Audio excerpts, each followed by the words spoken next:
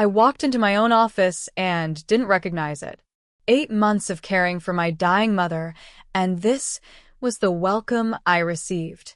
Empty walls where my awards used to hang. A different chair. Even the coffee machine was gone. My assistant, Jessica, avoided eye contact. Betty, I thought Miranda told you about the restructuring. What restructuring? I asked. She shifted uncomfortably. Maybe you should talk to Miranda. I found Miranda in what used to be the conference room, now decorated like her personal office. She looked up from her laptop and smiled, but it didn't reach her eyes. Betty, you're back. How are you holding up? I'm fine, I said. What happened to my office? She closed the laptop slowly. We need to talk. That's when she told me how the company had been struggling, how the board lost confidence, how they'd voted to restructure while I was unavailable, how she'd been appointed as sole CEO to stabilize things. You could have called me, I said. Your mother was dying, Betty. We didn't want to burden you. Miranda Chen, my college roommate, my business partner for 6 years, the person I'd trusted with everything. Show me the books, I said. Her smile flickered. Betty, maybe you should take some time to process. Show me the books. 2 hours later, I was sitting in my car in the parking lot, hands shaking. Our company account, the one that should have had $800,000, had $12,000. The payroll account was empty. And Miranda had been paying herself a CEO's salary twice what we'd agreed on, plus consulting fees that totaled more than my entire yearly draw. But that wasn't the worst part. I called my brother David that night. He'd been struggling as an artist, and I'd been sending him $1,500 a month to help with rent and groceries. I'd also been covering my niece Sarah's computer science tuition at UC Berkeley. David, did you get the money I sent last month? Silence. What money? My stomach dropped. The $1,500. I've been sending it every month. Betty, you haven't sent me anything in 8 months. Sarah's been working 3 jobs to pay for school. We thought you were done helping us. Done helping you? Miranda said you were overwhelmed, that the business was your priority now, that we shouldn't bother you. I closed my eyes. Miranda said that? She's been checking on us, actually, bringing Sarah groceries sometimes. Said you asked her to keep an eye on the family while you dealt with your grief. That night, I pulled up every bank statement, every transfer, every receipt. The money I'd been sending David? It had been going to an account I didn't recognize. The tuition payments for Sarah? Same account. $24,000 over 8 months gone. But it gets worse. The next morning, I drove to our biggest client, Hartwell Industries. I'd built their entire inventory management system from scratch. 3 years of work, custom AI algorithms that saved them millions. Betty Peters, the receptionist, said, I'm sorry, but Mr. Hartwell is in meetings all day. Tell him it's about the Nexus project. She made the call, then looked puzzled. He says there is no Nexus project anymore. Miranda Chen terminated it last month. My blood ran cold. Terminated it? He says Ms. Chen explained that you were stepping back from the business due to personal issues. He's signed a new contract with Chen Technologies. Chen Technologies. I'd never heard of it. I spent the next week digging. Chen Technologies was a new company, incorporated 6 months ago. Sole owner, Miranda Chen. Their first client, Hartwell Industries. Their second client, Morrison Logistics, another company I'd spent years building systems for. She wasn't just stealing money. She was stealing my life's work. But the deepest cut came when I visited Sarah at Berkeley. She was in her dorm room, surrounded by textbooks and empty coffee cups, looking exhausted. Aunt Betty. She hugged me, but I could feel how thin she'd gotten. How's the new company going? What new company? She pulled back, confused. Miranda's company. She said you were helping her start it. That you couldn't be listed officially because of some legal thing with your old business. Sarah, I never. She showed me the AI code you guys were working on. It's incredible. She said you wanted me to intern there this summer, to learn from the best. Her face fell. Did something change? Did I do something wrong? I sat on her tiny dorm bed, trying not to scream. Show me the code. She opened her laptop. There it was. My algorithms. My 3 years of work. My proprietary AI system that I'd built from nothing, now running under Chin Technologies branding. Miranda said you two were partners in this new venture, Sarah said quietly. That you were too grief-stricken to handle the business side, but that your technical work was still the heart of everything.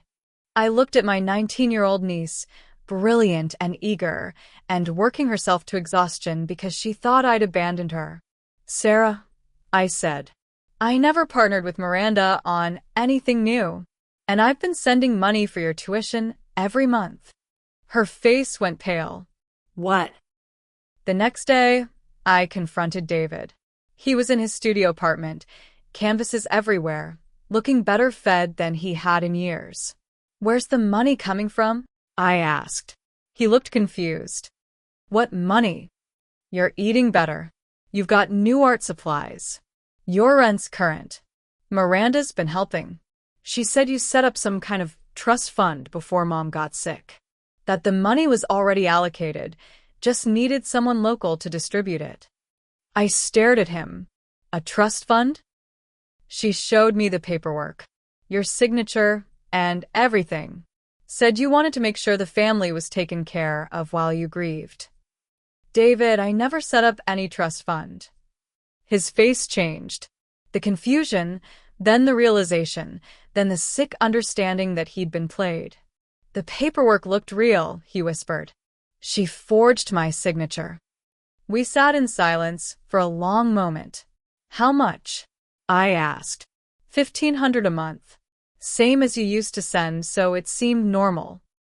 That's my money. She's been stealing what I sent you and giving it back to you herself, taking credit for it. David put his head in his hands. Oh God, Betty. What did I do? You trusted someone I trusted. But I wasn't done digging. That weekend, I hired a private investigator. What we found was a masterpiece of manipulation. Miranda had been planning this for over a year. She'd slowly convinced our employees that I was burning out. That I was too emotional about my mother's illness to make sound business decisions. She'd told clients I was considering retiring early. She'd even filed paperwork with the state, claiming I'd resigned as co-CEO due to personal health issues. The cameras were the final straw. The investigator found them in my old office, my car, even my home. Tiny devices, recording everything.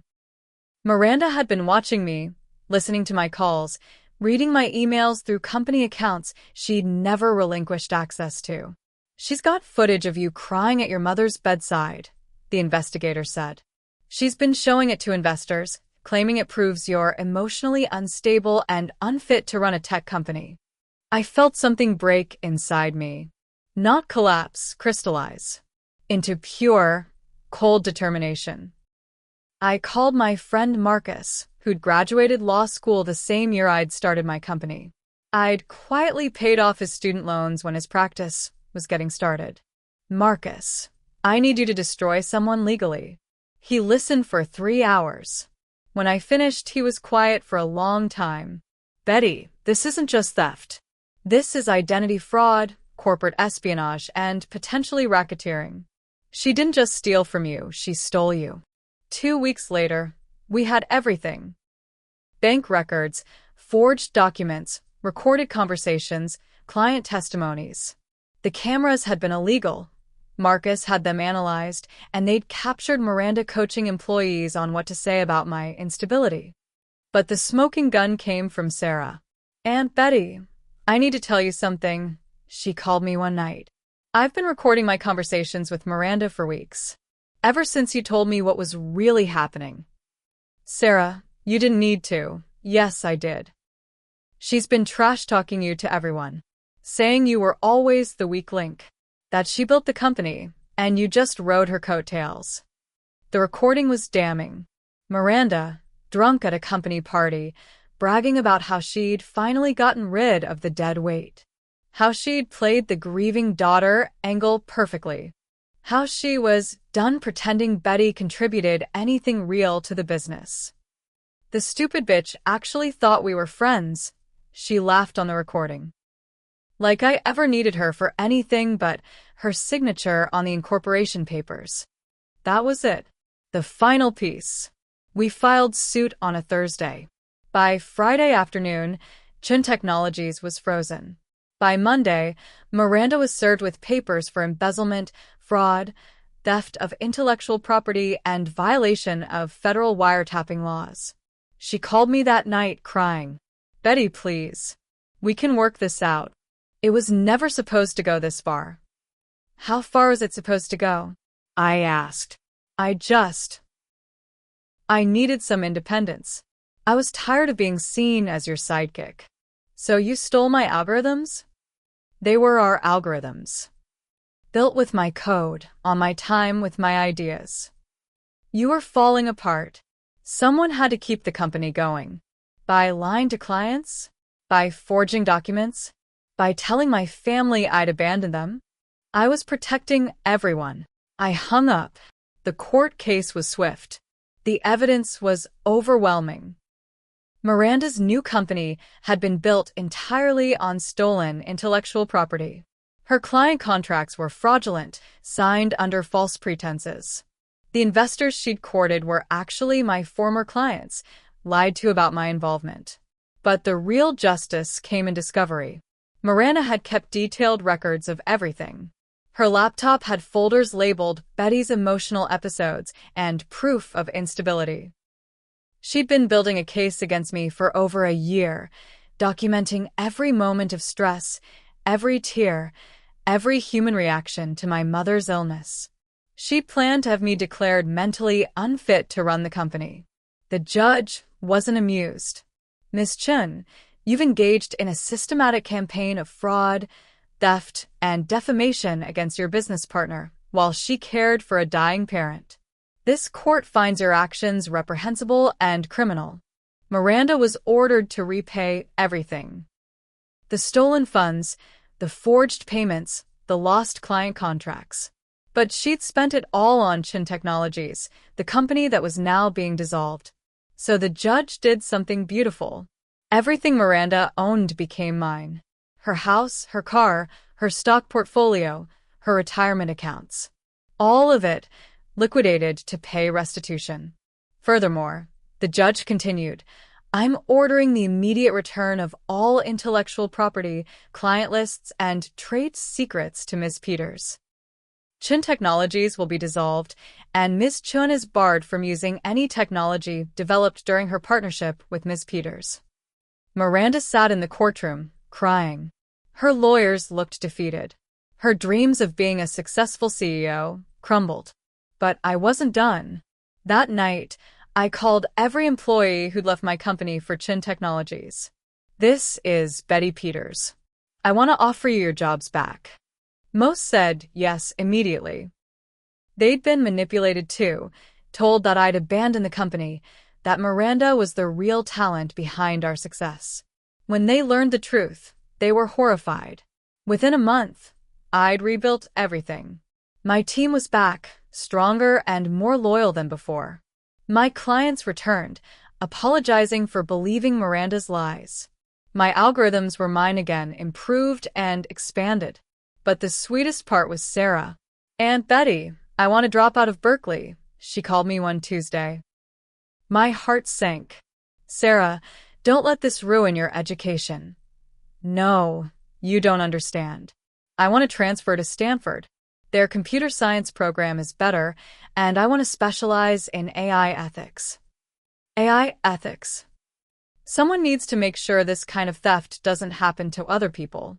Someone needs to build systems that protect intellectual property and detect corporate espionage. I smiled for the first time in months. That sounds perfect. Also, I want to work for your company when I graduate.